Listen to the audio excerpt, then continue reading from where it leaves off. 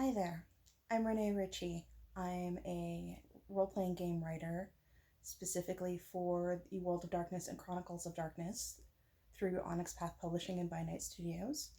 And I am one of the wonderful people taking part in a group reading of Sherida the Fanu's Carmilla. Today I'll be reading Chapter 14, The Meeting. My beloved child, he resumed, was now growing rapidly worse. The physician who attended her had failed to produce the slightest impression on her disease, for such I then supposed it to be. He saw my alarm and suggested a consultation. I called an enabler physician from Graz. Several days elapsed before he arrived. He was a good and pious, as well as a learned man.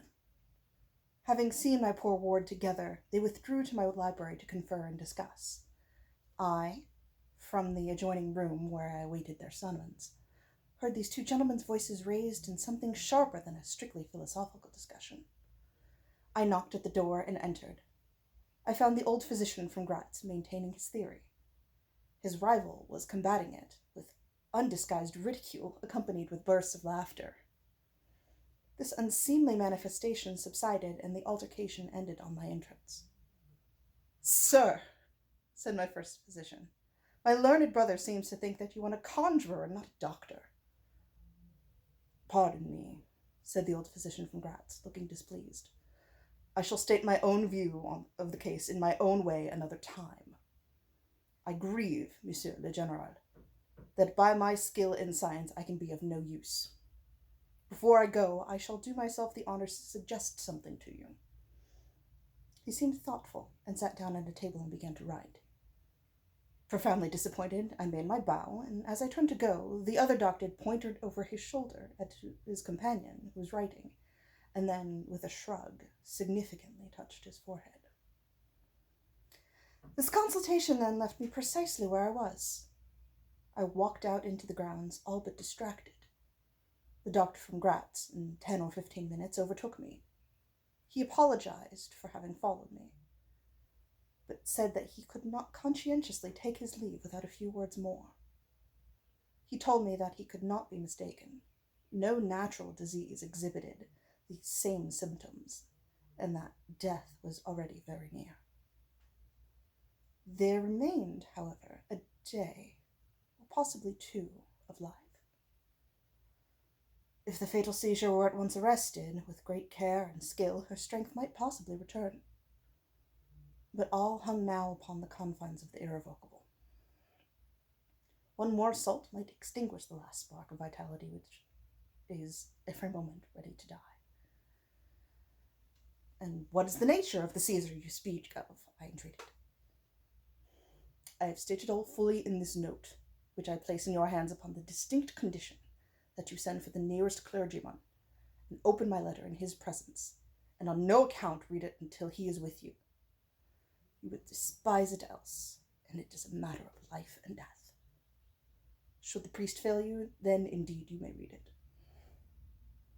He asked me, before taking his leave finally, whether I would wish to see a man curiously learned upon the very subject, which, after I had read his letter, would probably interest me above all others. And he urged me earnestly to invite him to visit him there, and so took his leave. The ecclesiastic was absent, and I read the letter by myself. At another time, or in another case, it might have excited my ridicule. But into what quackeries will not people rush for a last chance, where all accustomed means have failed, and the life of a beloved object is at stake? Nothing, you will say, could be more absurd than the learned man's letter. It was monstrous enough to have consigned him to a madhouse. He said that the patient was suffering from the visits of a vampire.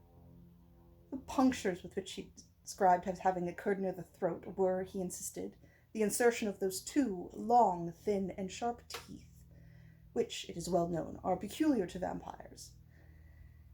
And there could be no doubt, he added, as to the well-defined presence of the small, livid mark, which all concurred in describing as that induced by the demon's lips. and every symptom described by the sufferer was in exact conformity with those recorded in every case of a similar visitation. Being myself wholly skeptical as to the existence of any such portent as a vampire, the supernatural theory of the good doctor furnished, in my opinion, but another instance of learning and intelligence oddly associated with some one hallucination. I was so miserable, however, that rather than try nothing, I acted upon the instructions of the letter. I concealed myself in the dark dressing room that opened upon the poor patient's room, in which a candle was burning, and watched there till she was fast asleep. I stood at the door, peeping through the small crevice, my sword laid on the table beside me as my directions prescribed, until, a little after 1, I saw a large black object, very ill-defined, crawl, as it seemed to me, over the foot of the bed, and swiftly spread itself upon the poor girl's throat, where it swelled in a moment into a great, palpitating mass. For a few moments I had stood petrified. I now sprang forward with my sword in my hand. The black creature suddenly contracted towards the foot of the bed, glided over it, and standing on the floor about a yard below the foot of the bed, with a glare of skulking ferocity and horror fixed on me, I saw Millarca. Speculating I know not what, I struck at her instantly with my sword, but I saw her standing near the door, unscathed. Horrified, I pursued and struck again. She was gone, and my sword flew to shivers against the door. I can't describe to you all that passed on that horrible night. The whole house was up and stirring. The spectre Millarca was gone, but her victim was sinking fast, and before the morning dawned, she died. The old general was agitated. We did not speak to him. My father walked to some little distance, began reading the inscriptions on the tombstones, and thus occupied, he strolled into the door of a side chapel to prosecute his researches. The general leaned heavy against the wall, dried his eyes, and sighed heavily. I was relieved upon hearing the voices of Carmilla and Madame, who were at that moment approaching. The voices died away. In this solitude, having listened to just so strange a story, connected as it was with the great and titled dead, whose monuments were mouldering among the dust and ivy round us, and every incident of which bore so awfully upon my own mysterious case, in this haunted spot, darkened by the towered foliage that rose on every side, dense and high above its noiseless walls. A horror began to steal over me, and my heart sank as I thought that my friends were, after all, not about to enter and disturb this triste and ominous scene. The old general's eyes were fixed upon the ground, as he leaned with his hand upon the basement of a shattered monument. Under a narrow, arched doorway, surmounted by one of those demoniacal grotesques in which the cynical and ghastly fancy of old Gothic carving delights, I saw very gladly the beautiful face and figure of Carmilla enter the shadowy chapel. I was just about to rise and speak, and nodded smiling in answer to her peculiarly engaging smile, when with a cry the old man by my side caught up the woodman's hatchet and started forward. On seeing him, a brutalized change came over her features. It was an instantaneous and horrible transformation, as she made a crouching step backward. Before I could utter a scream, he struck at her with all his force, but she dived under his blow and, unscathed, caught him in her tiny grasp by the wrist. He struggled for a moment to release his arm, but his hand opened, the axe fell to the ground, and the girl was gone. He staggered against the wall. His grey hair stood upon his head, and a moisture shone over his face, as if he were at the point of death. The frightful scene had passed in a moment. The first thing I recollect after is Madame standing over me, impatiently repeating again and again the question, "Where is Mademoiselle Carmilla?" I answered at length, I don't know.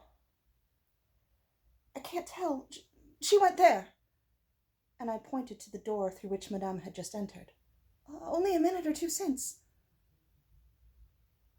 "But I have been standing there in the passage ever since Mademoiselle Carmilla entered, and she did not return." She then began to call, "Carmilla!" through every door and passage and from the windows, but no answer came. She called herself Carmilla? Asked the general, still agitated.